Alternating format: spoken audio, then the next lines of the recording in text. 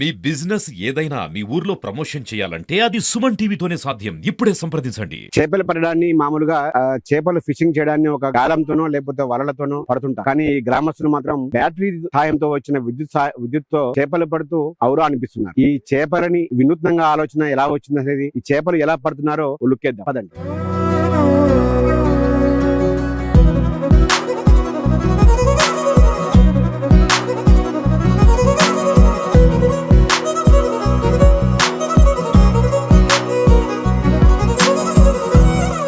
చేపలు వేసుకొని చేపలు పట్టాలంటే గాలం పట్టుకొని గంటలు గంటలు వెయిట్ చేయడం మా వల్ల కాదు. మేము మా వినూత్నమైన ఆలోచనతోని 5 నిమిషాల్లోనే కేవలం కిలోల కొద్ది చేపలు పడతామంటూ తమ చేసి చూపిస్తున్నారు. నిజంగా వీళ్ళ ఆలోచన మాత్రం ఒక హ్యాట్స్ ఆఫ్ చెప్పాలి. వీళ్ళకు గ్రామాల్లో ఉన్న వీళ్ళకి ఆలోచన ఎలా వచ్చిందో అసలు ఒకసారి మాట్లాడే ప్రయత్నం అయితే చేద్దాం. వీళ్ళు ఏదైతే ట్రాక్టర్ కు ఉపయోగించే బ్యాటరీ ఉందో బ్యాటరీని ఇన్వర్టర్ అనుసంధానం చేసి DC కరెంటుని ఏసీగా మార్చి ఒక పవర్ సప్లై అయితే ఇస్తున్నారు. ప్రస్తుతం మనం చూడొచ్చు, పైన విజువల్స్ లో చూడొచ్చు. ఆ పైన కర్ర సాయంతో DC battery, tractor battery DC current ఉంది, దాన్ని AC ఇన్వర్టర్ సాయంతో మార్చి చేపలు పడుతూ నిమిషాల్లోనే కిలోల కొద్ది చేపలు పడుతూ వెళ్ళిపోతూ ఉన్న పరిస్థితి కనపడుతుంది. ప్రస్తుతం మనం వీళ్ళు పట్టిన చేపలను కూడా వాళ్ళ విజువల్స్ లో చూడొచ్చు. వీటితో కేవలం 5-10 నిమిషాల్లోనే వీళ్ళు 5 కిలోలు 6 కిలోలు చేపలు పడుతూ వెంటనే వెళ్ళిపోతూ తిరిగి తమ వ్యవసాయ పనుల్లో నిమగ్నం అవుతూ ఉన్న పరిస్థితి కనపడుతుంది. ఇది ఈ లొకేషన్ వచ్చేసి మనం ఉన్న ప్రాంతం వచ్చేసి పెన్పాడ్ మండలం దుబ్బగూడెం విలేజ్. నాగులపాడు మేజర్ తూమంటారు. సాగర్ ఎడమ కాలువకు సంబంధించి అనుసంధానంగా ఉన్న ఈ కాలువ, ఈ కాలువలోనే వీళ్ళు చేపలు పడుతున్నారు. అసలు వీళ్ళకి ఆలోచన ఎలా వచ్చిందో తెలుసుకునే ప్రయత్నం చేద్దాం. నమస్తే, ఎంతకాలం నుంచి ఇలా పడుతున్నారు చేపలు? సార్ మేము ఒక 1 year నుంచి సార్, మా పంట పొలాలు పక్కనే ఉన్నాయండి. అయితే ఇక్కడ కరెంటుతో చేపలు పట్టడం మనకు చాలా కరెంట్ లేక చాలా ఇబ్బంది అవుతుందండి. అయితే మాకు వ్యవసాయ ట్రాక్టర్ని ఉన్న బ్యాటరీతోని ఇంట్లో వాడే ఇన్వర్టర్ తీసుకొచ్చి DC కరెంట్ని ఏసీగా మార్చుకొని ఒక 15 minutes 20 minutes లో మేము నలుగురం ఉంటామండి. తలా ఒక కేజీ కూర మందం తీసుకుని వెళ్ళిపోతామండి. అంతే. ఇదంతా ఒక హాఫ్ అన్ అవర్ లోనే అయిపోతుంది. హాఫ్ అన్ అవర్ కూడా పడుతుంది, 20 minutes అయిపోతుంది. మామూలుగా గాలంతో చేపలు పట్టాలంటే ఎంత టైం పడుతుంది? అంటే ఒక 2-3 గంటలు పడుతుందండి. మనకు వ్యవసాయ పనులు చేసుకునే అంత టైం ఉన్నది కాబట్టి ఒక 20 నిమిషాల లోపు ఇట్లా చేసుకుని వెళ్ళిపోతాం. దీనివల్ల ఏంటంటే కరెంటు ప్రమాదాలు అసలు ఏం లేకుండా ఒక 5-10 నిమిషాల్లో మేము చేసుకుంటూ వెళ్ళిపోతాం. ఇప్పుడు ఈ ఆలోచన ఎలా వచ్చింది మీకు అసలు?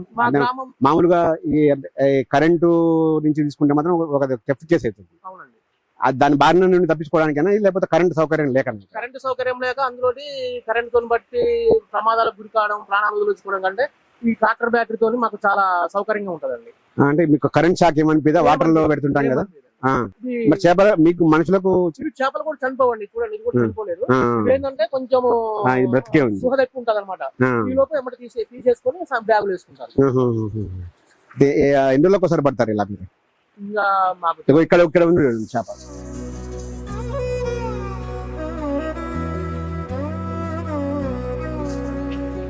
ఇక్కడ పెద్ద చేప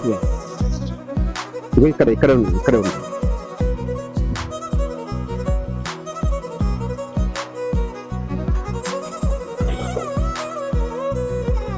దీన్ని ఈ చేపని కొన్ని ప్రాంతాల్లో, ఆంధ్ర వంటి ప్రాంతాల్లో బొమ్మిడాయలు అంటారు. తెలంగాణ ప్రాంతంలోనే ఇది ముక్కెరపామే కదా, ముక్కెరపాము అంటారు. ఇవి చాలా టేస్ట్ గా ఉంటాయి. ఆంధ్రలో ముఖ్యంగా వీటికి చాలా డిమాండ్ కూడా ఉంది. సో ఇప్పుడు ఈ రోజు ఎన్ని కేజీలు పెట్టారండి మీరు? అప్పుడే ఎంత సమయం వచ్చింది?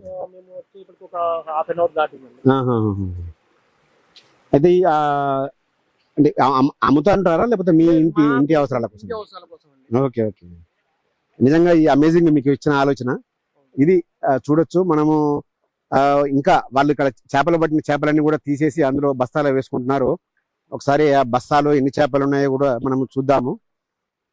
వీళ్ళకి వచ్చిన ఆలోచనతో కేవలం 5-10 నిమిషాల్లోనే దాదాపు 5-6 కేజీల చేపలు మాత్రం వీళ్ళు పట్టారు. ఇందులో ఇవన్నీ కూడా చూడొచ్చు. మనలో చిన్న చేపలు ఉన్నాయి, పెద్ద చేపలు ఉన్నాయి. సో ఇది ఈ వినూత్నమైన మన ఏదైనా చేస్తున్న పనిలో కొంత క్రియేటివిటీగా జోడిస్తే అద్భుతాలు సాధించవచ్చని చూపిస్తున్నారు ఈ గ్రామానికి చెందిన యువకులు మాత్రం.